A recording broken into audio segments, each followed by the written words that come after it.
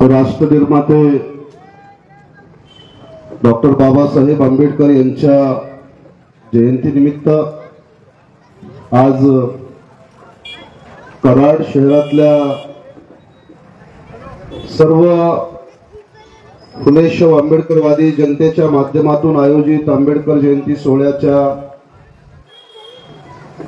या महत्त्वाच्या आजच्या कार्यक्रमाला उपस्थित या मंचावरील सर्व सन्माननीय अतिथी, उशीर खूप झाला असल्यामुळे यापूर्वी सुद्धा मी आपल्या या जयंती सोहळ्याला 2 वेळेस आलेलो आहे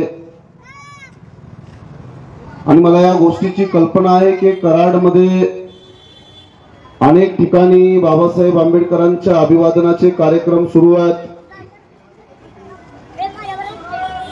आजच्या या कार्यक्रमाच्या निमित्तानं मी आपल्या सगळ्या कराडच्या लोकांना एक अतिशय महत्त्वाचा संदेश देण्यासाठी आलेलो आहे। मी महाराष्ट्रातल्या अनेक शहरांमध्ये बाबासाहेबांच्या जयंतीनिमित्त आपण जात आहोत, पण कराडमध्ये एक मोठा बाबासाहेब आंबेडकरांच्या विचारांमध्ये भेसळ करण्याचा एक मोठा षडयंत्राचा भाग या कराडमधून सुरू झालेला आहे। तुम्ही मध्यंतरी ऐकलं असेल की राहुल सोलापूरकर नावाचा एक अभिनेता तो बाबासाहेब आंबेडकरांना ब्राह्मण म्हणाला। वेदानुसार बाबासाहेब आंबेडकर हे ब्राह्मण आहेत आणि त्यासोबत आरएसएसचा एक राष्ट्रीय प्रचारक आहे राकेश सिन्हा। या राकेश सिन्हा सारख्या माणसाने या कराडचा हवाला देऊन सांगितलं की बाबासाहेब आंबेडकर कराडला आरएसएसच्या शाखेला भेट द्यायला आले होते। मी आज या बाबासाहेब आंबेडकरांच्या जयंतीच्या निमित्तानं आपल्या या सोशल मीडियाच्या माध्यमातून एका बाजूला आपण सगळी माणसं बाबासाहेबांचा जय जयकार करण्यामध्ये व्यस्त असताना हे पिढ्यानपिढ्या चालत आलेला आपला कार्यक्रम आहे, पण दुसऱ्या बाजूला या 14 एप्रिल नंतर पुढच्या 14 एप्रिलला जागृत होणारी आपली माणसं असतात। प्रत्येक समाजाच्या हजारो समस्या तोंड वासून बसलेल्या आहेत। या कराड शहरातल्या तुमच्या प्रत्येकाच्या कुटुंबामध्ये graduate, post graduate, UG, PG, master degree courses केलेली मुलं आणि मुली आहेत, पण त्यांना या देशामध्ये इथून पुढे काही शासकीय नोकरी भेटण्याची शक्यता नाही आहे।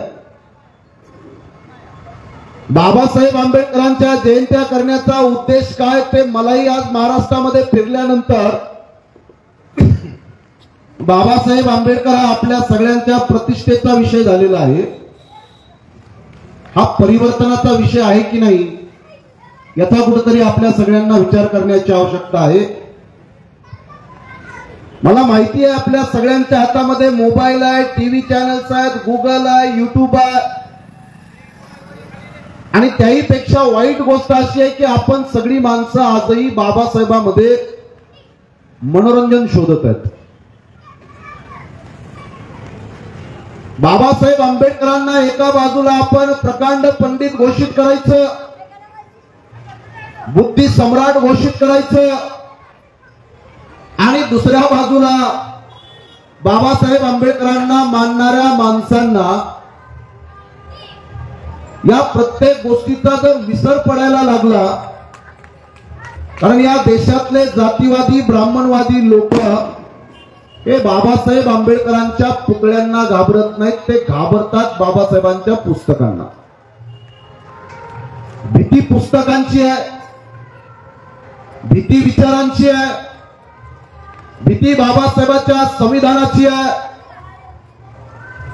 हे सगळ्या महाराष्ट्रामध्ये सुरू असताना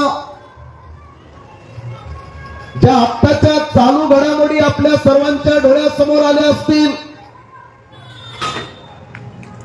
शिवाजी महाराजांचं एका बाजूला ब्राह्मणीकरण करण्याचा पूर्ण महाराष्ट्रामध्ये ब्राह्मणवाद्यांच्या माध्यमातून खूप मोठ्या प्रमाणामध्ये प्रयोग झाला आणि आज शिवाजी महाराजांचं नाव घेऊन महाराष्ट्रात हिंदू आणि मुसलमानांच्या दंगली घडवणाऱ्या, संभाजी महाराजांचं नाव घेऊन दंगली घडवणाऱ्या महाराष्ट्रभरामध्ये खूप साऱ्या टोळ्या सक्रिय झालेल्या आहेत.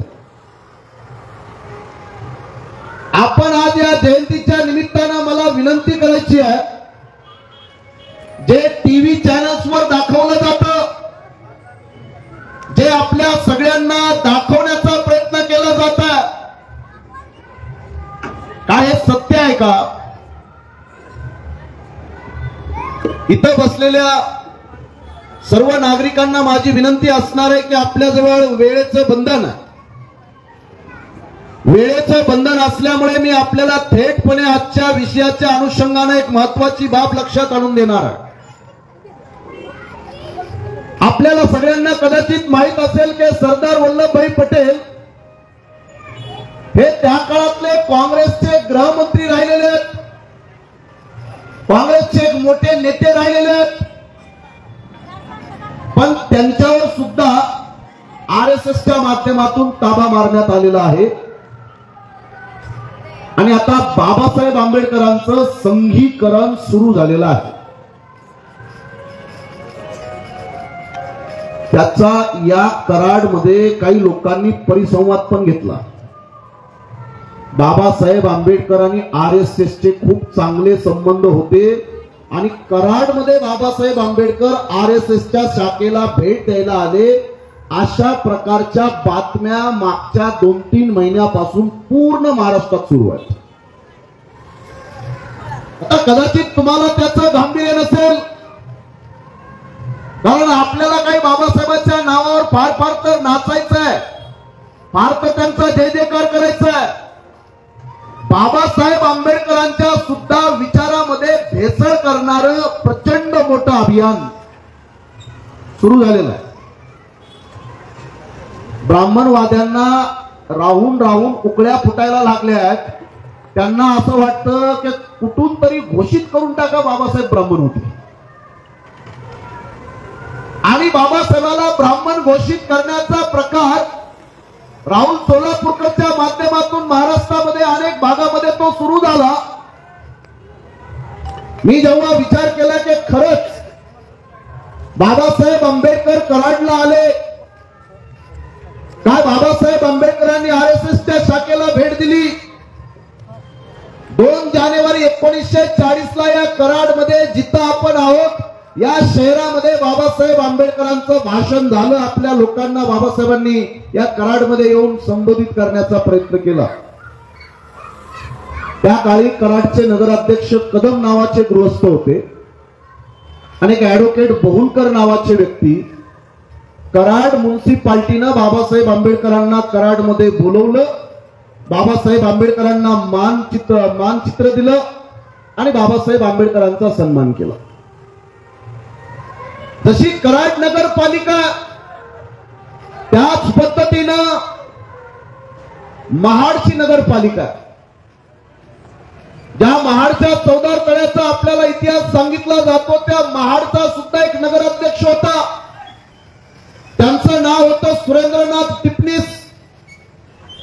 सुरेंद्रनाथ टिपणीसनी बाबासाहेब आंबेडकरांना महाडमध्ये बोलवलं. महाड चौदार तळ्याच्या सत्याग्रहाचं निमंत्रण महाडच्या नगराध्यक्षानं दिलेलं आहे आणि बाबासाहेब तिथं गेले आणि ते महाडचं आंदोलन झालं.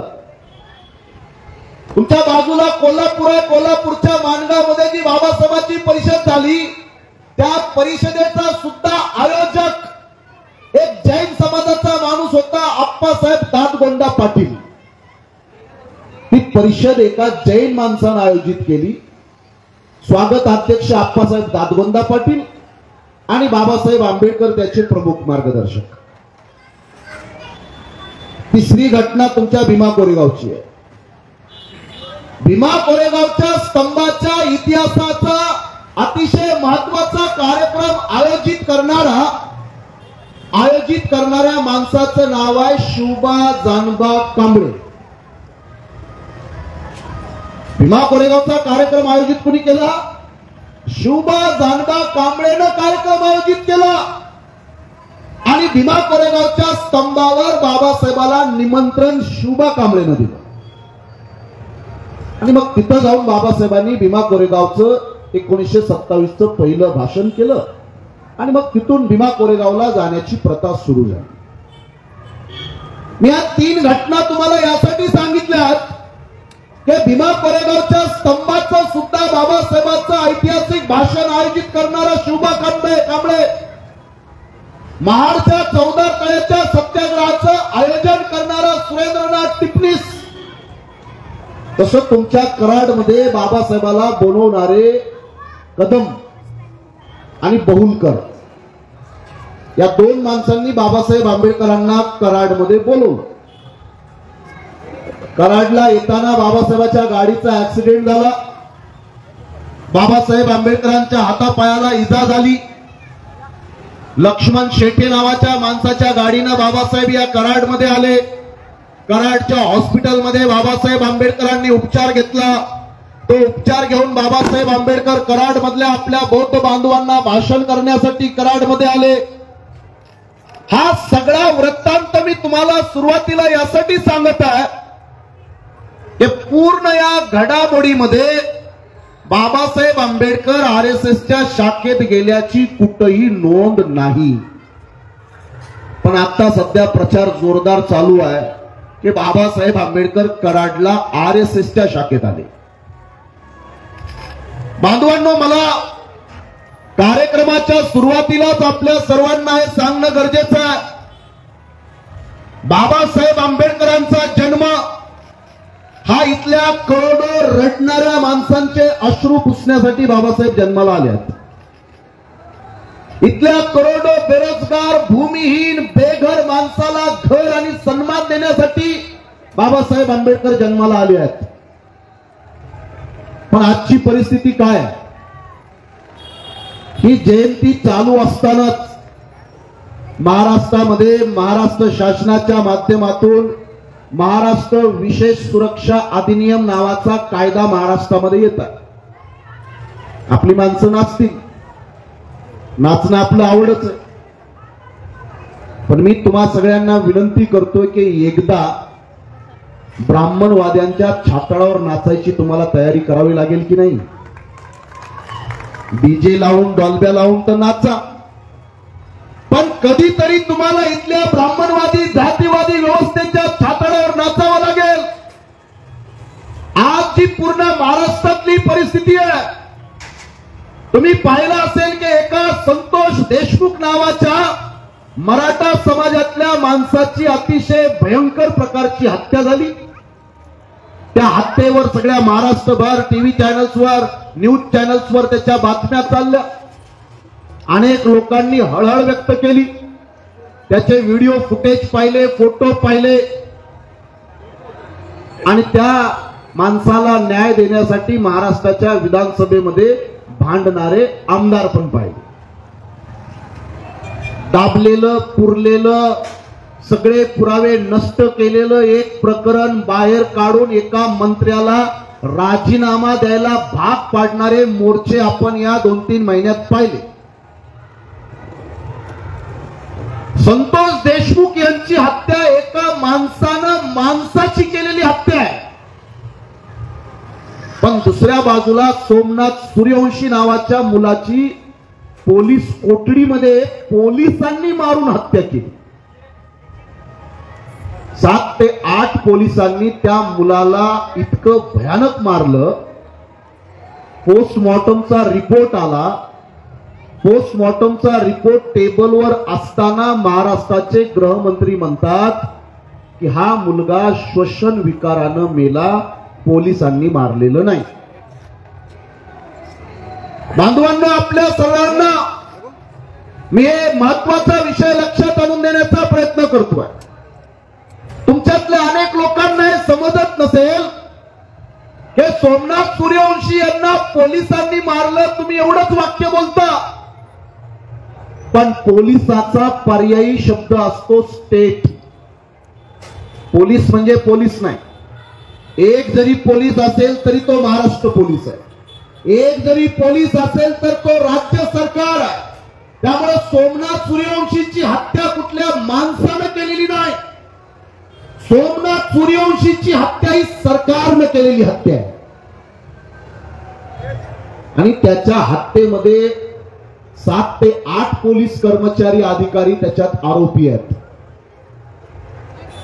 या आरोपीमध्ये अशोक घोरबाण नावाचा अतिशय नीच आणि नालायक पोलीस अधिकारी आहे आणि त्या पोलीस अधिकाऱ्याला एका लग्नामध्ये जाहीर त्याच्या हातात हात घालून त्याच्यासोबत फिदी असताना महाराष्ट्राचा उपमुख्यमंत्री आम्ही सगळ्यांनी बघितलं.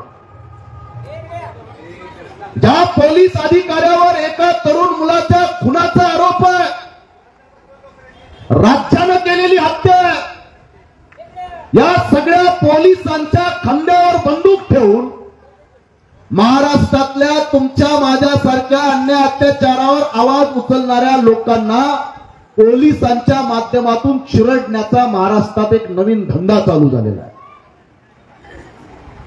बाबासाहेब आंबेडकरांच्या जयंत्या होतील, जिंदाबाद मुर्दाबाद घोषणा होतील, पण प्रत्यक्ष व्यवहारामध्ये आपल्या देशात लोकशाही चालू आहे का? प्रत्यक्ष व्यवहारामध्ये इथल्या तुमच्या माझ्यासारख्या हजारो लाखो लोकांना बाबासाहेब आंबेडकरांच्या जयंतीच्या निमित्तानं विचार करण्याची आवश्यकता आहे. बांधवांनो, आपल्या सर्वांना माझी विनंती आहे, मी आपल्या जयंतीची फक्त थोडक्यामध्ये पार्श्वभूमी लक्षात आणून देण्याचा प्रयत्न करतोय. आपल्या सगळ्यांना फक्त नारळ फोडणं, अगरबत्त्या, उदबत्त्या, फक्त आपण स्तुती करायची. संविधान तो अच्छा है मगर चलाने वाला मनुष्य का बच्चा है. आम्ही फक्त संविधानाच्या एका आर्टिकलवर भाषण करायचं, बाबासाहेब आंबेडकरांच्या व्यक्तिमत्वाची आम्ही लोकांच्या समोर प्रशंसा करायची, पण व्यवहारामध्ये काय? व्यवहारामध्ये आज महाराष्ट्रातल्या कित्येक जिल्ह्यामध्ये ऑनर किलिंग चालू आहे. Honour killing. उच्च जातीची मुलगी, खालच्या जातीतला मुलगा जर यांच्यामध्ये प्रेम संबंध झाले तर त्या दोघांचेही खून करणाऱ्या ऑनर किलिंगच्या घटना महाराष्ट्रात मोठ्या प्रमाणात चालू आहेत. कदाचित तुमच्यातल्या अनेक लोकांना माहित नसेल, अशाच प्रकारे एका मोठ्या समाजातल्या मुलीसोबत बोलत असल्याचा आरोप लावून बौद्ध समाजातला एक मुलगा नितीन आगे, या नितीन आगेच्या शाळेत शिकणाऱ्या पोराला शाळेच्या वर्गातून बाहेर काढून मारले. 13 लोकांनी मारलं, बेदम मारहाण करून त्याचा खून केला. काय गोष्टी लक्षात आणून देण्याचा प्रयत्न करतोय तो तुमच्या लक्षात येईल. पोलिसांनी हवेत एक गोळी मारली की पळून जाणारी माणसं आहेत. ही पोलीस मोठा नेता असेल तर सीडी, ईडी, सीबी, सीआयडी त्याचं तोंड बरोबर बंद करतात आणि जे रोडवर आरडा बोंबा करणारे आहेत त्यांच्या मागे आहे पोलीस. त्यामुळे कोणी कितीही काही बडबड करत असेल, आता तुमच्या माझ्यासारख्या प्रत्येक माणसाला 7 वर्ष जेलमध्ये डांबणारा कायदा या 2 महिन्यामध्ये महाराष्ट्रात लागू होतोय. तुमच्या माहितीसाठी सांगतो, तो कायद्याचा ड्राफ्ट तयार झालेला आहे. या सप्टेंबर ऑक्टोबर महिन्यामध्ये तो कायदा येणार आहे. जो कोणी इथल्या व्यवस्थेला, ब्राह्मणवादाला, जातीवादाला, भ्रष्टाचाराला, इथल्या ब्राह्मणी व्यवस्थेला विरोध करेल, त्याच्या विरोधात बोलेल, मोर्चा काढेल, भाषण करेल, कुठंतरी निषेध नोंदवेल. अरे साधा ते पोरगा कुणाल कामरा त्यानं साधी एक गाणं त्यानं बनवलं, मेरी नजर से तुम देखो गद्दार नजर आए. साधं 2 ओळीचं गाणं एका पोरानं बनवलं, त्याचा अख्खा स्टुडिओ तुम्ही फोडलं आणि तुम्ही मात्र हजारो वर्षानं गाजर आणि ककड्या जशा कापल्या तशा जातीच्या धर्माच्या नावाखाली तुम्ही हजारो लोक कापल्यात. ब्राह्मणवादी लोक हजारो माणसं कापतात, त्यांचं सगळं जळतं आणि एका माणसानं तुमच्यावर 2 ओळीची टीका केली तर त्यांची घरं फोडता, तुम्ही गुन्हे दाखल करता. या पोलिसांना हाताशी पकडून महाराष्ट्रामध्ये हे काम चालू आहे. मला या जयंतीच्या निमित्तानं तुम्हाला हे सांगायचं आहे की आपल्यावर एक मोठ्या भयानक संकटावर आपण सगळी माणसं आता त्या संकटाला सामोरं जाणार आहेत. अशा प्रकारचे कायदे आता महाराष्ट्रात बनायला चालू झालाय. जे आज कदाचित मी बोलतोय, 1 वर्षभरानंतर मला तोही बोलण्याचा अधिकार असेल की नाही त्याची खात्री नाही. ही काल्पनिक गोष्टी नाही आहेत. गुलाम लोकांना काही बोलायची गरज नाही. तुम्ही गुलाम आहात, आपापल्या घरात जगा आणि मरा. तुम्हाला काही स्वातंत्र्याची आवश्यकता नाही, तुम्हाला काही डेमोक्रेसीची आवश्यकता नाही. मला ज्या गोष्टी पटत नाहीत त्याला विरोध दर्शवण्याचा माझा अधिकार, आणि तो अधिकार तो हिसकावून घेतला जाणार आहे.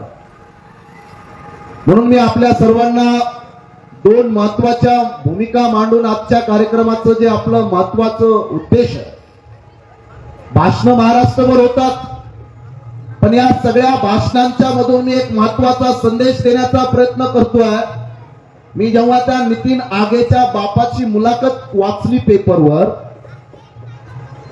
त्याचा लहान पोरगा होतो, 16-17 वर्षाचा पोरगा असेल, त्याला ठेचून मारलं. आणि हे बघणारे, डोळ्यानं बघणारे माणसं किती होते? 28 लोक होते. आय विटनेस म्हणतात त्याला कायद्याच्या भाषेत. बघणारे माणसं 28, मारणारे माणसं 13. ते 28च्या 28 आय विटनेस कोर्टामध्ये पलटले आणि 13च्या 13 आरोपी निर्दोष मुक्त झाले. 13च्या 13. त्या नितीन आगेचा बाप पत्रकारांना म्हणतो, मी आता विचारतो की माझ्या मुलाला नेमकं मारलं कोणी? कोर्ट म्हणतं आम्हाला काय माहित कोणी मारलं. मुक्तच सगळे. ही नितीन आगेच्या मर्डर केसची घटना, हीच घटना आता सोमनाथ सूर्यवंशीच्या प्रकरणाची चालू आहे. शेवटी आम्हाला औरंगाबादच्या करण्या सगळ्या प्रकरणामध्ये वकील म्हणून मी त्याच्यामध्ये काम करतोय. सोमनाथ सूर्यवंशीच्या प्रकरणामध्ये, नांदेडच्या अक्षय भालेरावच्या प्रकरणामध्ये, पुण्यामध्ये पिंपरीमध्ये ज्या चंद्रकांत पाटलाच्या तोंडावर शाई फेकली आपल्या पोरांनी, त्या सगळ्या पोरांना जेलमधून सोडवणाऱ्या वकिलांपैकी मी एक वकील आहे. त्यामुळे मी आपल्याला हे सांगतो, जितकेही महाराष्ट्रभर प्रकरण, या सगळ्या प्रकरणांमध्ये दिवसेंदिवस ही प्रक्रिया अतिशय, मला माहिती आहे की कराडमध्ये इथल्या हजारो लोकांना बाबासाहेबांच्या विचारांचा आणि चळवळीचा मोठा वारसा आहे. पण हा फक्त वारसा असून चालत नाही. आत्ताच्या महाराष्ट्रभरात ज्या परिस्थिती आहेत, शेवटी आमच्यासारख्या लोकांना हा प्रश्न पडलाय, या सगळ्या जयंत्यांच्या माध्यमातून आपल्या समाजाची भविष्यातली काही प्रगती होणार आहे की नाही? या जयंत्या करण्याच्या पाठीमागं काही फक्त मानपान आणि प्रतिष्ठा जपण्याचा विषय आहे का? आज महाराष्ट्रातल्या तुमच्या माझ्यासारख्या लाखो करोडो लोकांच्या समोर इतक्या प्रचंड मोठ्या समस्या असताना त्या समस्या काही मनोरंजनातून सुटणार आहेत का? जर मनोरंजनातून या समस्या सुटणार असतील तर समाजानं खुशाल मनोरंजन करावं. पण आज जर आम्हाला आमच्या आजाराचं डायग्नोसिसच होत नसेल, नेमकी बिमारी काय आहे आणि बिमारी दूर करण्यासाठी आपल्याला कोणती पावलं उचलावी लागणार, म्हणून मी आपल्या समोर 2 महत्वाच्या बाबी लक्षात आणून दिल्या. मी जेव्हा सोमनाथ सूर्यवंशीवर बोलत असताना कदाचित आपल्याला माहित नसेल, बाबासाहेबांनी संविधान लिहिलं, संविधानामध्ये अनेक आर्टिकल लिहिले, त्यातलं एक महत्वाचं आर्टिकल, एक आर्टिकल 20 नावाचं आर्टिकल, आर्टिकल 20, आणि त्या आर्टिकल 20 मध्ये क्लॉज आहे, क्लॉज 3, आणि त्या क्लॉज मध्ये बाबासाहेबांनी लिहून ठेवला, प्रोटेक्शन फ्रॉम सेल्फ इन्क्रिमिनेशन. तर याबद्दल आपल्या समाजात काही जागरूकता नसते. बाबासाहेब आंबेडकरांनी संविधानामध्ये फंडामेंटल राईट मध्ये एक असं आर्टिकल लिहिलं, ज्या आर्टिकल मध्ये बाबासाहेब म्हणतात की कुठल्याच गुन्हेगाराला जबरदस्ती स्वतःला स्वतःविरुद्ध साक्ष द्यायला तुम्ही भाग पाडू शकत नाहीत. हे जे पोलीस घेतात ना 3rd डिग्री, बोल चोरी केलीस मान्य कर, मान्य कर मी खून केला, मान्य कर मी चोरी केली. कुठल्याही माणसाला, कोणत्याही माणसाला जबरदस्ती स्वतः विरुद्ध साक्ष द्यायला तुम्ही भाग पाडू शकत नाही, हे संविधानामध्ये तरतूद आहे. आणि याच तरतुदीच्या आधारावर सोमनाथ सूर्यवंशीला सुद्धा मारण्याचा पोलिसांना अधिकार नाही. जर तो स्वतः विरुद्ध साक्ष द्यायला तयार नसेल तर तुम्हाला त्याला मारण्याचा अधिकार नाही. मी एवढ्यासाठी सांगतोय की येणाऱ्या काळात ज्या ज्या पोलिसांनी अशा प्रकारचे अपराध केले आहेत, या पोलिसांना सुद्धा जन्मठेप करणारा कायदा आपल्या देशामध्ये आहे. कायदा फक्त सामान्य लोकांसाठी नाही, कायदा पोलिसांना पण आहे, कायदा मंत्र्यांना पण आहे, कायदा प्रधानमंत्र्यांना पण आहे, कायदा सुप्रीम कोर्टाच्या न्यायाधीशाला पण आहे. बाबासाहेब आंबेडकरांना या गोष्टी माहित होत्या की सुप्रीम कोर्टाचा जज सुद्धा जातीवादी असू शकतो. आपले अनेक लोक सुप्रीम कोर्टाच्या, हायकोर्टच्या जज लोकांना ते असं गृहीत धरतात की फार न्यायप्रिय माणसं आहेत. नाही, आपल्या देशामध्ये जज लोकांना सुद्धा हाकलून देणारा कायदा आहे. त्याला इंग्रजीमध्ये इम्पिचमेंट म्हणतात, महाभियोग म्हणतात. बाबासाहेब आंबेडकरांनी प्रत्येक गोष्टीची तरतूद केलेली आहे की कुणालाच जास्त माज नाही चढला पाहिजे. न्यायाधीशाला पण नाही, पोलिसाला पण नाही, मंत्र्याला पण नाही. जरी प्रधानमंत्री असला, जरी मुख्यमंत्री असला, तरी हजारो लाखो लोक जेव्हा रस्त्यावर उतरतात तर इथल्या प्रधानमंत्र्या, मुख्यमंत्र्याचा सुद्धा माज उतरवणारी ताकद ही पब्लिकमध्ये आहे. पण ती ताकद पब्लिकनं दाखवली तर, पब्लिक, या सगळ्या पब्लिकला माझा साधा प्रश्न आहे. काल तुम्ही पाहिलं असेल, महात्मा ज्योतिराव फुल्याच्या चित्रपटावर या सेन्सर बोर्डनं बंदी आणली. 12 प्रकारचे ऑब्जेक्शन घेतले सेन्सर बोर्डने. कोणत्या कोणत्या शब्दावर? मनुवादी शब्दावर ऑब्जेक्शन, महार मांग शब्दावर ऑब्जेक्शन. त्या चित्रपटात एक शिंदीवाला ब्राह्मण समाजाचा पोरगा दगड मारताना दाखवला, सावित्री आईंना शेण फेकताना दाखवला, त्याच्यावर ऑब्जेक्शन. आणि ब्राह्मण महासंघाने महात्मा फुल्यांचा काल एक चित्रपट प्रदर्शित होणार होता, त्या चित्रपटावर आता सेन्सॉर बोर्डानं बंदी आणली. काय असतो सेन्सॉर बोर्ड? ते असे शब्द असतात की आपल्यातल्या अनेक लोकांना शब्दांचे अर्थ कळत नाही. लोक म्हणतील की सेन्सॉर बोर्ड आहे. सेन्सर बोर्ड हा भारताच्या सरकारचा त्यांनी नेमलेला एक बोर्ड आहे. प्रसून जोशी नावाचा त्याचा अध्यक्ष आहे. त्या विद्या बालन पासून ते अनेक असे त्याच्यातले 12-13 कमिटीचे मेंबर आहेत. या सगळ्या मेंबरना महात्मा फुलेंच्या त्या चित्रपटावर बंदी आणली. कालचीच गोष्ट आहे, काल 11 तारखेला हा चित्रपट प्रदर्शित होणार होता आणि आनंद दवे नावाच्या एका ब्राह्मण महासंघाच्या माणसानं काहीतरी विरोध केला आणि ते चित्रपट बंद पडला. त्या चित्रपटाचं प्रदर्शन आता काहीतरी 25 एप्रिलला होईल असं म्हणतात. मी हा व्हिडिओ आपला फेसबुक लाईव्ह करत आहे. हे तुमच्या माध्यमातून हे समजलं पाहिजे की हा ब्राह्मण महासंघाचा माणूस, या माणसानं टीव्हीला येऊन वेगवेगळ्या पत्रकारांना त्यांना मुलाखती दिल्या आणि त्या मुलाखतीमध्ये त्यानं सांगितलं की महात्मा फुलेंना वाडा कोणी दिला? घर आम्हीच दिलं म्हणे. ते पण दाखवा, आम्हीच मदत केली.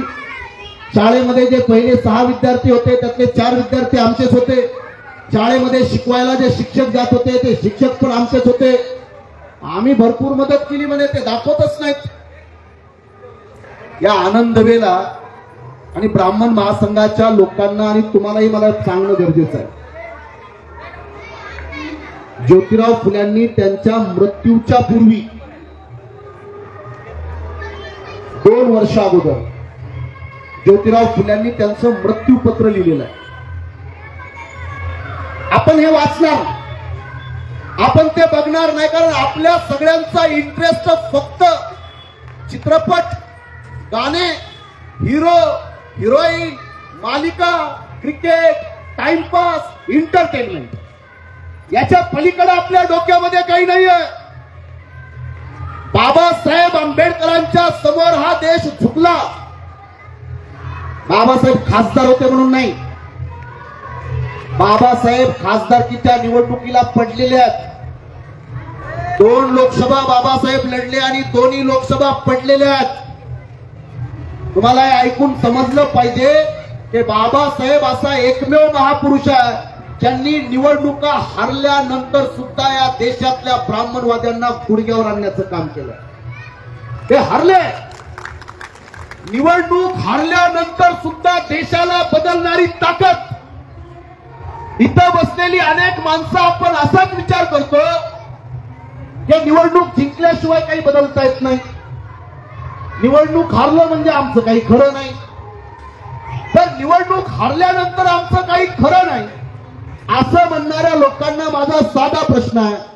मागच्या वर्षी महाराष्ट्रातल्या जवळपास प्रत्येक माणसानं मनोज जरांगे पाटलाला टीव्हीवर पाहिलं. किती किलोचे आहेत पाटील सांगा ना? मी किलोवर आलो डायरेक्ट. 40, 45, 50, माणूस 50 किलोचा आहे, पण मुख्यमंत्री एकनाथ शिंदे ज्यूस घेऊन उभा असतो त्याच्या पुढे. पाटील ज्यूस प्या, तुमच्या पाया पडतो. मंत्रिमंडळ, आमदार, खासदार, अरे तो माणूस किती किलोचा आहे ते सोडा. त्या माणसाच्या शब्दावर जेव्हा 5-5, 50-50 लाख लोक मैदानात उतरतात ना, तेव्हा सरकार उलटे पालते होतात, मंत्रिमंडळ घाबरतात. ताकद माणसाच्या लांबी, रुंदी, उंचीमध्ये नाहीये, त्या पब्लिकच्या शक्तीमध्ये ते सगळं घडलेलं आहे. जर जनशक्ती मैदानात आली तर किती मोठा रथी महारथी राजा महाराजा जरी असला तरी त्याला झुकवता येतं, पण त्यासाठी जनतेला या गोष्टी मनावर घ्याव्या लागतात. मी आपल्याला काल घडलेल्या घटनेचा एक महत्वाचा भाग सांगतो. ज्यांनी कुणी महात्मा फुल्यांचं मृत्यूपत्र 10 जुलै 1887 ला त्यांनी मृत्यूपत्र बनवलं. त्या मृत्यूपत्रातल्या मी 2 घटना सांगतो. त्यातली पहिली घटना फार महत्वाची. महात्मा फुलेंनी एका ब्राह्मण काशीबाई नावाच्या बाईचं पोरगं दत्तक घेतलं. त्याचं नाव यशवंत ठेवलं.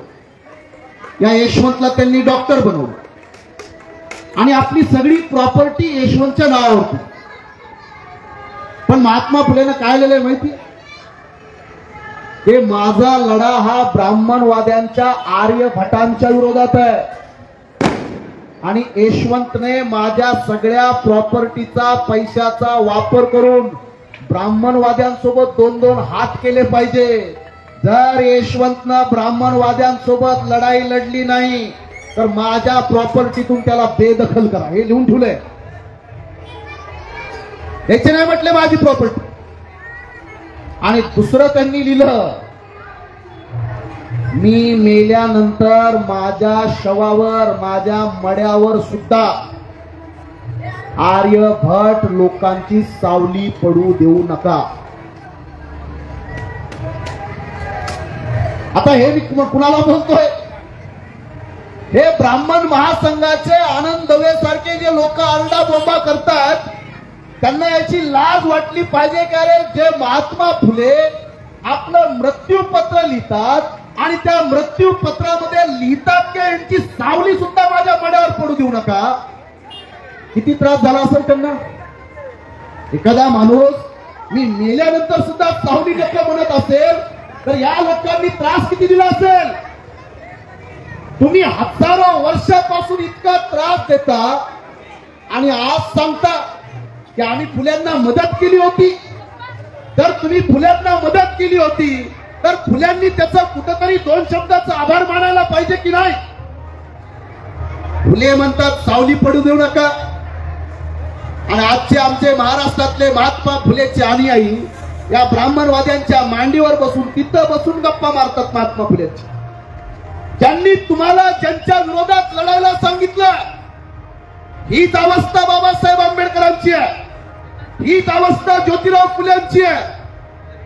मला आपल्या सगळ्यांना बाबासाहेब आंबेडकरांच्या दूरदृष्टीचा एक परिचय करून देणं गरजेचं आहे. या सगळ्या गोष्टींची जाणीव बाबासाहेबांना होती, म्हणूनच त्यांनी आपल्या देशाला सुधारण्यासाठी 3 संकल्पना दिल्या. आपल्यातल्या अनेक लोकांना हे माहित नसतं. काल परवा एक वक्फ नावाचं बिल आपल्या देशामध्ये कायदा आला, वक्फ कायदा. आता आंबेडकरवादी लोकांना माहित असायला नको का, जर आपण बाबासाहेबांचे अनुयायी आहोत तर बाबासाहेब आंबेडकर ओळखले जातात बुद्धिमत्तेसाठी. तुमतुन आपला ओळख काय, आयडेंटिटी काय आहे बाबासाहेबांची. या देशातले रती महारथी बाबासाहेब आंबेडकरांपुढे झुकतात. ज्या काळामध्ये फक्त 5 रुपया तोळा सोनं, फक्त 5 रुपया तोळा, त्या काळात 10 लाख रुपये घेऊन जुगल किशोर बिर्ला बाबासाहेब आंबेडकरांच्या घरी गेला. 10 लाख रुपये घेऊन काय विनंती केली. मी त्याच बिर्ला बद्दल बोलतोय जे बिर्ला आणि बिर्ला कंपनीचे मालक आहेत. हेच टाटा बाटा बिर्ला गोयंका मित्तल, त्याच बिर्लाचं बोलतोय मी. हा बिर्ला बाबासाहेब आंबेडकरांच्या घरी गेलाय.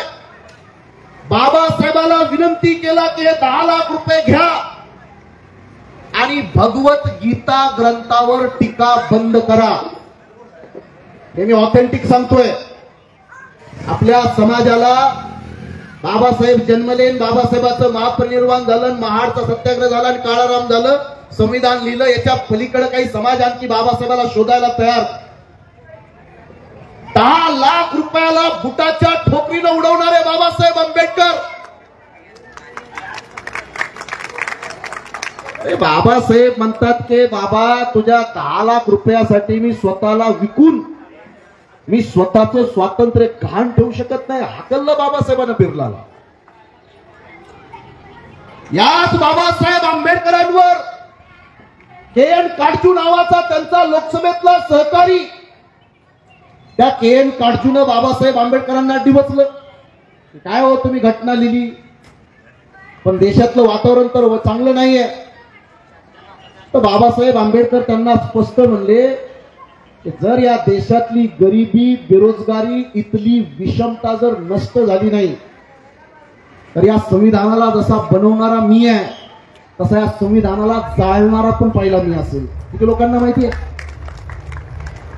बोलले बाबासाहेब, चिडले होते. अरे त्या काटजू नावाच्या खासदाराला त्यांनी बोलले.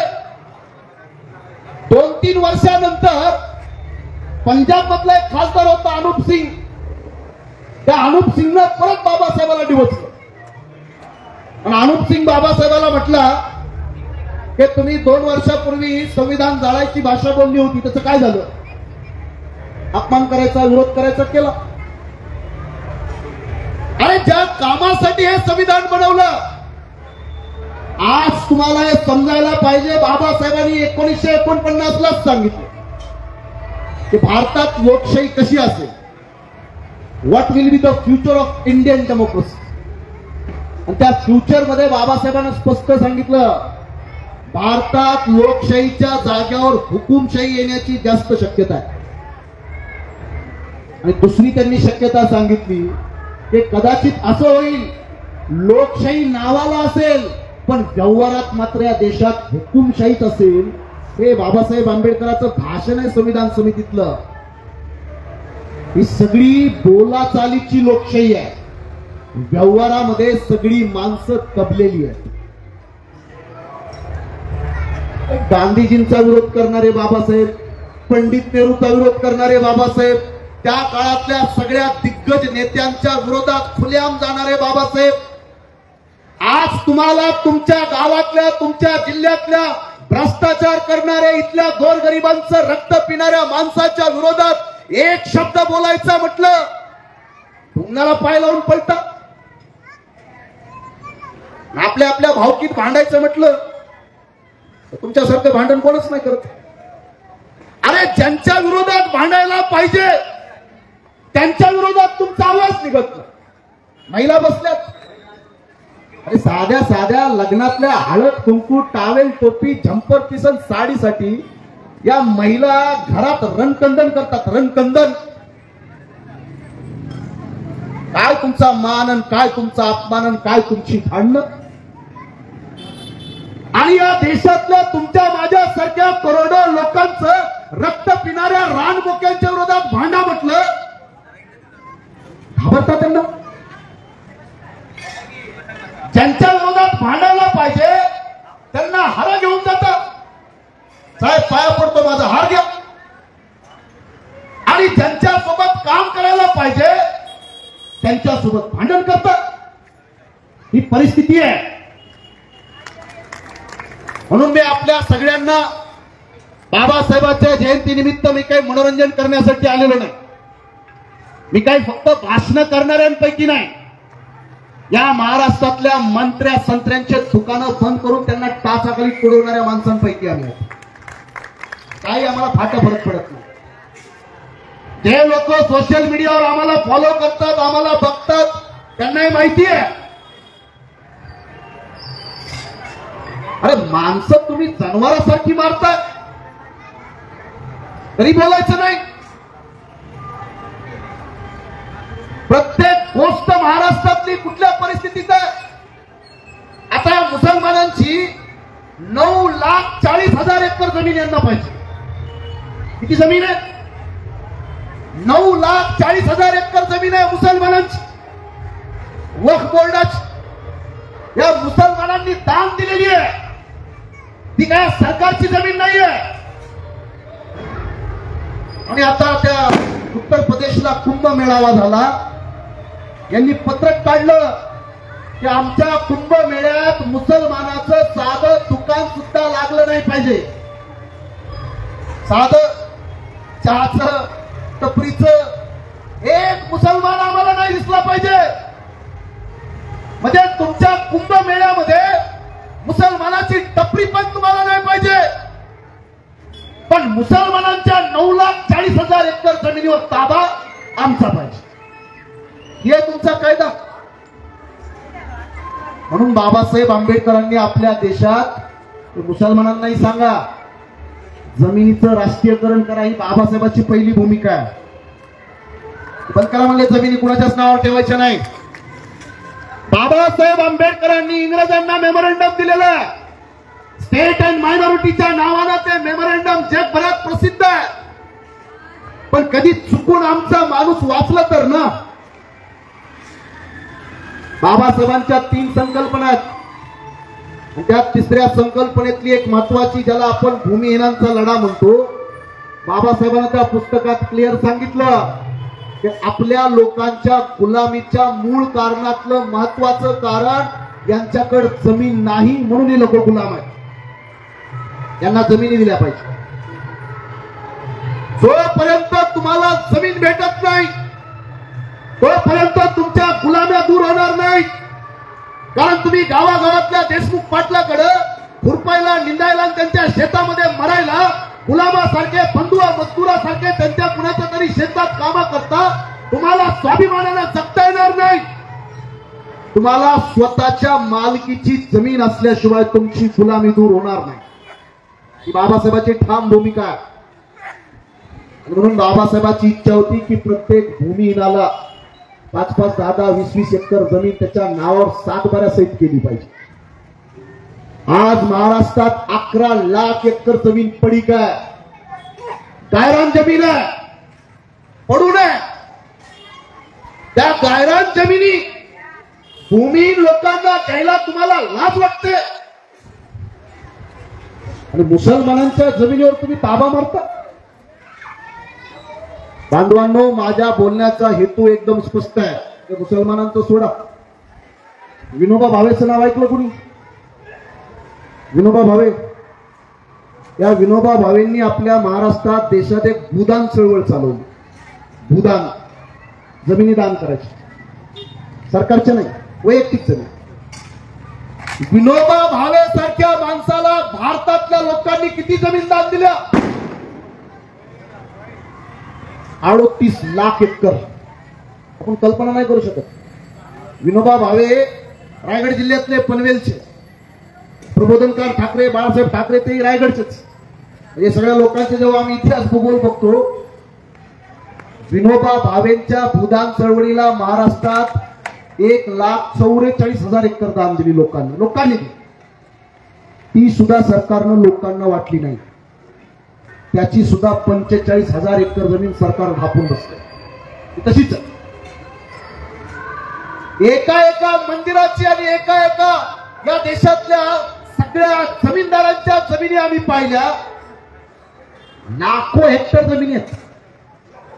आणि भूमिहीन माणसं बिचारे कुठंतरी काहीतरी ताबा मारून बसतात, तर त्याच्यावर बुलडोजर चालवायचं काम चालवायचं. म्हणून आपण बाबासाहेब आंबेडकरांच्या जयंत्या करत असताना याचं भान ठेवलं पाहिजे. बाबासाहेबांना अपेक्षित या देशातल्या घडामोडी चालू असतील तर तुम्ही आपले डीजे लावा आणि नाचत बसा. मी काही त्या गोष्टीबद्दल आडवं येणार नाही. पण जर बाबासाहेबांच्या संकल्पनेप्रमाणे या देशात जर घडामोडी होत नसतील याला अडवणार कोण? बरं, ज्यांचं जळत आहे, त्यांना त्रास आहे, त्याने याच्या विरोधात उभं होण्याच्या ऐवजी दुसरी माणसं कोणी उभं होणार नाही. आता आपण पाहिलं असेल एक नवीन पद्धत निघाली. आता ही भाषणं काय आमच्यासाठी नवीन नाही आहेत. आम्ही मागच्या 25 वर्षापासून बोलतो. लोकांना ते समजत नाही, लोकांच्या ते लक्षातच येत नाही. पण आता मध्यंतरी एक चित्रपट आला, छावा. छावा चित्रपट आला तर बऱ्याच लोकांना समजायला लागलं. मागच्या 1 वर्षापूर्वी आदरणीय प्रकाश आंबेडकर साहेब औरंगजेबाच्या कबरीला भेट द्यायला गेले. किती बॉम्ब चालू होती महाराष्ट्रात. त्या औरंगजेब, टिपू सुलतान, त्यांचे फोटो जर इकडं तिकडं दिसले, त्या पोरांचे मुडदे पाडले महाराष्ट्रात. ठीक आहे, त्यांनी ठेवावा न ठेवावा, कायदा त्यांना त्यांची शिक्षा देईल, पोलीस अटक करेल, तिथपर्यंत ठीक आहे. महाराष्ट्रभर जातीच्या धर्माच्या दंगली चालू असताना गेले बाळासाहेब आंबेडकर. गेले त्या कबरीवरच गेले. चॅलेंज केलं त्यांनी, करा म्हणले माझ्यावर कारवाई. टिपू सुलतानची फोटो लावले म्हणून तुम्ही महाराष्ट्रातल्या मुसलमानांच्या हजारो पोरांना जेलमध्ये डांबता. बाळासाहेब आंबेडकरांनी ज्या दिवशी भेट दिली त्यांना पत्रकारांनी विचारलं इकडे कशाला आले. बाळासाहेब आंबेडकर पत्रकाराला म्हटले, जयचंद कोण आहेत शोधा. बरोबर ना, बघितलं असेल सगळ्यांनी. काय सांगितलं? जयचंद शोधा. आता इथंही बसलेल्या आमच्या महिला तसंच बघतात. या जयचंदवर बाबासाहेब आंबेडकरांना भाषण केलं संविधान सभेत. बाबासाहेब आंबेडकरांनी आपल्या देशातल्या या जयचंद सारख्या गद्दार माणसावर बाबासाहेब आंबेडकरांनी भाषण केलं. बाळासाहेब आंबेडकर पण तेच म्हणले, जयचंद शोधा. संभाजी महाराजांचा हाल हाल करून मारहाण झाली, त्यांचा खून झालाय खरं, जयचंद शोधा. एक माणसाला जयचंद कळाला नाही, एक माणूस जयचंद शोधला नाही. पण जेव्हा छावा चित्रपट आला त्याच्या 2 माणसांचे तोंड लोकांनी बघितले, गणू शिर्के, कानू शिर्के. गणून कानूचे तोंड बघितल्या बघितल्या परत महाराष्ट्रभर गोंधळ चालू झाला की नाही झाला? अरे जेव्हा तुम्हाला आम्ही सांगत होतो की गद्दार कोण आहे शोधा, कुणी ऐकलं नाही. आता महाराष्ट्रात नवीन प्रक्रिया चालू झाली आहे. गद्दार कोण? मराठे म्हणतात आम्ही गद्दार नाही, ते बामणांनी गद्दारी केली. ते बामणाचे लोक म्हणतात ते आमचा काही संबंध नाही, ते त्यांनीच केलंय. आता तुम्हाला एक किती कळतं मला माहित नाही. पण महाराष्ट्रभर त्या चित्रपटानंतर गद्दारांचा शोध चालू झाला. अरे जेव्हा आम्ही सांगत होतो की आबाजी भट, औरंगजेबानं आबाजी भटचं ऐकून मनुस्मृतीनुसार संभाजी राजांना शिक्षा दिली, ती आबाजी भटनं दिली. चित्रपट पाहिला ना? कुणी कुणी पाहिला ना चित्रपट? त्या चित्रपटात संभाजी राजांनी 4-5 लोकांना हत्तीच्या पायाखाली दिलं. कोण होते ते? का दिलं? अरे शिवाजी महाराजांना झेंडूचं फूल आणि त्या झेंडूच्या फुलामध्ये विष, त्या झेंडूच्या फुलाचा सुगंध शिवाजी महाराजांनी घेतला आणि त्यांचा खून झाला. शिवाजी महाराजाच्या खुनाचे पुरावे सापडले, कुणी मारलं ते सापडले, ते सगळे संभाजी राजांनी दिले हत्तीच्या पायाखाली. कुणी दिले? जर शिवाजी महाराजांचा खून अण्णाजी दत्त, मोरोपंत पिंगळेसारख्या लोकांनी केला, त्याचे पुरावे सापडले म्हणून संभाजी राजांनी हत्तीच्या पायाखाली दिलं. तेच तर संभाजी राजासोबत झालं. बांधवांनो, मी एवढ्यासाठी बोलतोय की बाबासाहेब आंबेडकर जेव्हा रायगडला गेले, मनुस्मृती जाळली, त्याच्यानंतर बाबासाहेब त्या किल्ल्यावर गेले, रायगडच्या किल्ल्यावर गेले आणि तत्कालीन राजाराम नावाच्या राजासोबत त्यांचं जेव्हा बोलणं झालं, राजारामानं बाबासाहेबाला 2 एकर जागा पन्हाळगडावर दिलेली आहे. त्याचा 7-12 पण बाबासाहेबाच्याच नावावर आहे. आता पण ती जागा बाबासाहेबाच्याच नावावर आहे. पन्हाळगडावर बाबासाहेबाला 2 एकर जागा देणार आहे. आणि बाबासाहेब आंबेडकरांनी आपल्या भाषणाच्या जयचंदाचा जेव्हा शोध घ्यायच्या भूमिका मांडली, मी तुम्हाला एवढ्यासाठी सांगतोय की अर्धे इतिहासकार म्हणतात शिर्के गद्दार आहेत, अर्धे इतिहासकार म्हणतात तो रामचंद्र अमात्य गद्दार आहे, त्याच्यातले अजून काही इतिहासकार म्हणतात तो संभाजी राजांसोबत तो कविता म्हणणारा जो कवी आहे कलश, तो कलश 1 नंबरचा कळ लाव्या, आग लाव्या, तो याच्यातला गद्दार आहे. हे सगळ्या गद्दारांचा इतिहास सापडत असताना, शोधत असताना इमानदार माणसं तो म्हणजे एकमेव रायप्पा महार, ज्यानं संभाजी महाराजांसाठी आपल्या जीवाचं बलिदान दिलं. त्या रायप्पा महाराचं काहीच दाखवलं नाही, नुसतं राया म्हणून एक डायलॉग दाखवला संभाजी राजांचा. अरे संभाजी राजासाठी तलवार चालवणारा आणि या मुघलांशी लढणारा रायप्पा, संभाजी राजासाठी युद्ध करणारा गोविंद गायकवाड, आमच्या इमानदारीचं काहीतरी दाखवा. आमचं काहीच नाही. गद्दार तुमच्यातच आहेत. त्या सगळ्या गद्दार लोकांचा इतिहास आम्हाला माहिती आहे. याच गद्दार लोकांनी शिवाजी महाराजांना संपवलं, याच गद्दार लोकांनी संभाजी महाराजांना संपवलं. बरं, आता अडचण काही त्यांच्यातच नाही, आपल्यात काही कमी आहे का? त्यांच्या गद्दाराची चर्चा करता करता आपलं काय? मागच्या वर्षी तुम्ही बघितलं असेल, मी खूप लोक बघितले, शिवसेना नावाचा पक्ष फुटला, काय लोकांच्या डोळ्यात पाणी.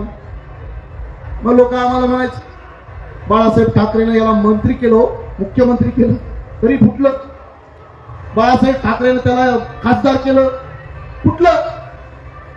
अरे यांनी आमदार खासदार मंत्री केले आणि ही लोक यांना सोडून गेले, तर आपण त्यांना गद्दार म्हणतो. ते गद्दार म्हणणाऱ्यावर काहीतरी आता खटले दाखल झाले, देशद्रोहाचे खटले दाखल करा म्हणून भांडण चालू आहे. आपलं काय? आपल्या केसापासून नकापर्यंत आपल्यावर बाबासाहेबांचे उपकार आहेत. आपलं काय चालू आहे? काय बाबासाहेबांना अपेक्षित आहे? हे सगळं सुरू असताना आता महाराष्ट्रात एक वादळ पेटलं, ते म्हणजे बुद्धगया टेम्पल ऍक्ट. बघा, आता मी एक अतिशय महत्वाचा मुद्दा सांगून थांबणार, कारण हे आंदोलन जोपर्यंत तुमच्या लक्षात येणार नाही तोपर्यंत किमान या तरी जयंतीमध्ये आपण बुद्धगया टेम्पल ऍक्ट मुक्तीच्या आंदोलनाला एक गती दिली पाहिजे.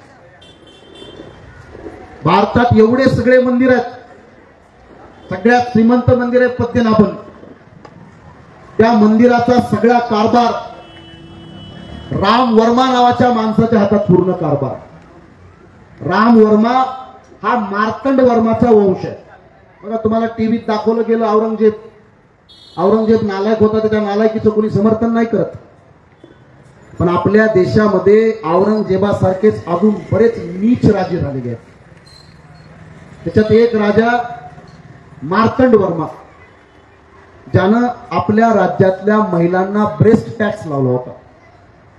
जर महिलांना स्तन झाकायचे असतील तर टॅक्स द्यावा लागेल, मिशा वाढवायच्या असतील तर टॅक्स द्यावा लागेल. ब्रेस्ट टॅक्स लावणारा मार्तंड वर्मा, जमिनीवर तुम्हाला थुंकायची मनाई करणारा, तुमच्या गळ्यात गाडगं अडकून तुमच्या पाठीमागे खराटा बांधणारा बाळाजी बाजीराव पेशवा दुसरा, तो काय लई चांगला होता का? कोण त्याचा विचार करतो? मी असे तुम्हाला अनेक राजे सांगू शकतो. अरे त्या लाखो बौद्ध भिक्षूचे मुंडके कापणारा पुष्यमित्र, तो सुद्धा तो ब्राह्मण होता. आता त्या पुष्यमित्राचे त्यानं किती लाख बौद्ध भिक्षूचे मुंडके कापले, नद्यांचे रक्ताचे पाठच्या पाठ वाहत होते. त्याचा इतिहास आहे, काही काल्पनिक गोष्ट नाही. यामुळे भारतातले लाखो भिक्षू चीनला, नेपाळला, थायलंडला, म्यानमारला इथून त्यांनी पलायन केलं. कारण या देशामध्ये मिहिरकुल सारख्या, पुष्यमित्र सारख्या राजांनी बौद्ध भिक्षूचे मुंडके तोडून आणण्याचे आदेश दिले. ते कोण राजे होते? कोण होता राजा शशांक? कोण होता सुंदर पांड्या? त्या सुंदर पांड्यासारख्या राजानं उकळत्या तेलात 8-8, 10-10 हजार लोकांना तडपडून मारणारा सुंदर पांड्या, 64 लाख लोकांना मारणारा ॲडॉल्फ हिटलर, त्या हिटलरला आदर्श मानणारा गोळवणकर, त्या हिटलरला आदर्श मानणारा हेडगेवार, त्या हेडगेवार आणि गोळवणकरची संघटना RSS. तुम्ही कोण आहेत? मला तुम्ही एवढंच सांगा. काही लोक नक्षलवादाची चर्चा करतात, आतंकवादाची चर्चा करतात. अरे आतंकवादी नक्षलवाद्यापेक्षा जातीवाद्यांना माणसं किती मारले त्याचे आकडे बघा ना. रोज येतात मला फोन. मी महाराष्ट्रात रोज अॅट्रॉसिटीचे मॅटर पाहतोय. गावागावात आजही जातीच्या आणि धर्माच्या नावाखाली दहशत आहे. आजही मनमोकळेपणानं माणूस विरोध करू शकत नाही. मान खाली घालून जगत असेल मला माहित नाही, पण ताठ मानेनं मला हे पटत नाही, मला हे मान्य नाही. अशी ताठ मान करून त्या गावात जगायचं, ते पण यांच्या विरोधात. जातीचा, धर्माचा, सत्तेचा आणि पैशाचा माज चढलेली माणसं. आणि हा माज काय तुम्हाला रोज दिसत नाही, तो निवडणुकांच्या काळात बरोबर दिसतो. सगळ्यांची दादागिरी बरोबर बाहेर येते. त्यामुळे 12 महिने काय वागतात, काय बोलतात ते चुलीत घाला. निवडणुकांच्या कालखंडामध्ये हे गावागावातल्या गोर गरीब, मागासवर्गीय असतील, आदिवासी असतील, आमचे शेड्यूल कास्टचे असतील, त्यांच्यासोबत तुमची काय वागणूक आहे? त्यामुळे बांधवांनो, ही दहशत आजही गावागावामध्ये आहे, मोठ्या प्रमाणात आहे. म्हणून आपण सगळ्यांनी बाबासाहेब आंबेडकरांच्या जयंतीच्या निमित्तानं एक शेवटचा महत्वाचा मुद्दा, बुद्धगयेचा. आपल्या सगळ्यांना माहिती आहे, एक मोठं सेंटर आहे, त्याची वार्षिक उलाढाल खूप आहे. 106 कोटी रुपये वार्षिक त्याचं प्रॉफिट आहे. कुणाचं? बुद्धगयेचं. ताबा कुणाचा आहे? ताबा ब्राह्मणांचा. मंदिर कुणाचं? बुद्धांचं. ताबा कुणाचा? ब्राह्मणांचा. कायदा कुणी बनवला? कायदा बनवणारी काँग्रेस, त्या कायद्याला चालवणारी आत्ताची JDU, ते सगळ्यांनी मिळूनच केलेलं आहे. आम्हाला हे सगळं बघितल्यानंतर लाज वाटते. कोणतंच मंदिर कुठल्या दुसऱ्या धर्माच्या ताब्यात नाही. एकमेव बुद्धगया आहे. त्या बुद्धगयेचा अध्यक्ष डॉक्टर त्यागराजन आहे, ब्राह्मण आहे, कलेक्टर आहे बुद्धगयेचा, आणि कायदाच बनवलेला. त्या कायद्याला आता आपले लोक विरोध करतात. पण आपली जागा काय जेरुसलेम सारखी जागा आहे का? किती लोकांना जेरुसलेम माहिती आहे? जेरुसलेम आता जगातल्या सगळ्यात मोठ्या खून खराब्याचं सेंटर आहे. इस्रायल आणि पॅलेस्टाईनचं भांडण कशासाठी चालू आहे? जेरुसलेमसाठी. जेरुसलेम मध्ये काय झालेलं आहे? येशू ख्रिस्ताचा खून कुठं झाला? जेरुसलेम मध्ये. येशू ख्रिस्ताची डेड बॉडी आणि त्यांची अंत झालेली जागा कुठं आहे? जेरुसलेम मध्ये. जेरुसलेम जसं तुमचं कराड आहे तसं एक जगातलं शहर आहे, आणि तिथं येशू ख्रिस्ताचा खून झालेला आहे. ज्या लोकांनी खून केला त्यांच्या वंशजांच्या देशभरात हत्या चालू आहे. लाखो लोकांच्या. पण बुद्ध गया, इथं काही बुद्धाचा जन्म झालेला नाही, इथं काही बुद्धांचं महापरिनिर्वाण झालेलं नाही. इथं बुद्धांना ज्ञान प्राप्ती झाली आणि त्या ज्ञान प्राप्तीच्या जाग्यावर जगातले लाखो लोक येतात. मी जो तुम्हाला आकडा सांगितला तो इन्कम टॅक्स रिटर्नचा आहे. 106 कोटी रुपये या मंदिराचं वार्षिक उत्पन्न आहे. या पैशावर ताबा या लोकांनी मारला आणि बुद्धाच्या मूर्त्याला 5 पांडवाच्या मूर्त्या सांगायला लागले. हे अर्जुन आहे, हे नकुल आहे, हे सहदेव आहे. अरे जगभरातली लोक त्या बुद्धाच्या विचाराचं अभिवादन करायला येतात आणि हा कायदा मोडून काढण्यासाठी आता कुठं महाराष्ट्रामध्ये आपल्या अनेक लोकांचे मोर्चे आंदोलन सुरू झाले आहेत. मी आपल्याला एवढ्यासाठी जे सांगतोय, ते तिरुपती बालाजीचं मंदिर, या मंदिराचा अध्यक्ष BR नायडू नावाचा ब्राह्मण, कोणता कलेक्टर नाही. तुमचं इथलं शिर्डीचं मंदिर, या शिर्डीचा अध्यक्ष ससाणे नावाचा माणूस आहे. सिद्धिविनायकाचं मंदिर, त्याचा अध्यक्ष सदा सरवणकर आहे. मला भारतातले जितके महत्वाचे मंदिर आहेत त्या सगळ्या मंदिरांचे कारभार कलेक्टरच्या हातात आहेत का?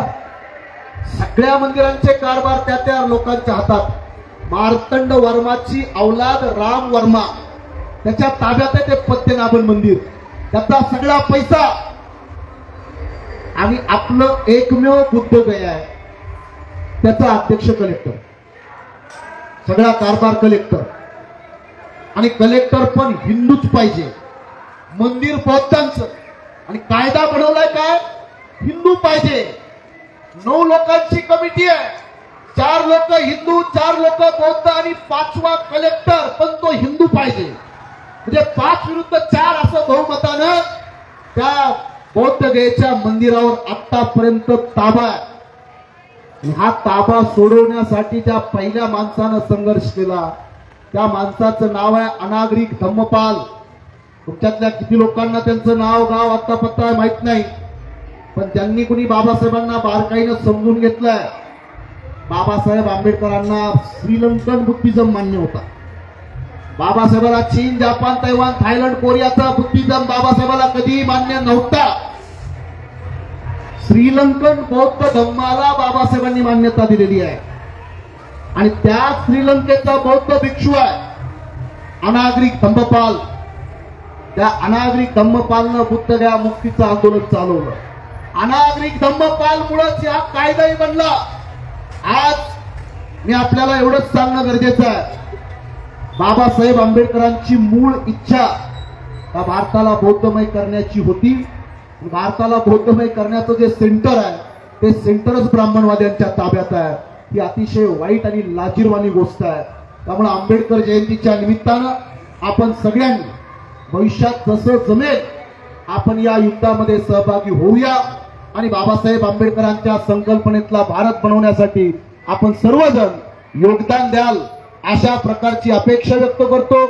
आणि आपल्या सभेच्या माध्यमातून तुम्हाला फक्त एवढीच विनंती करेल की मध्यंतरी मुंबई हायकोर्टने पोलिसांवर गुन्हे दाखल करण्याचा आदेश काढला. कोणते आदेश? त्या बदलापूर मधल्या अक्षय शिंदे नावाच्या पोराचं एन्काउंटर केलं बलात्कार प्रकरणात, असंच मारून टाकले. ते 10-12 कोटी रुपये घेतले एकेका पोलिसांना. 10-12 कोटी घेणं नाही देणं नाही, त्या पोराला मारून टाकलं. त्याची फाईल क्लोज करून टाकली. त्याच्या आईला बापाला पण मॅनेज केलंय. हे हायकोर्टानं सुमोटो स्वतःहून हायकोर्टाने याचा शोध घेतलाय. स्वतःहून हायकोर्टानं त्याच्यामध्ये लक्ष दिलं आणि हायकोर्टानं आदेश काढलाय सगळ्या पोलिसांवर खुनाचे गुन्हे दाखल करा. मला हे का बोलायची वेळ येते? अरे शिवाजी महाराजांवर एवढं घाणेरडं बोलणारा तो प्रशांत कोरटकर, त्याला 2 झापडा मारून त्याला उचलाव की नाही?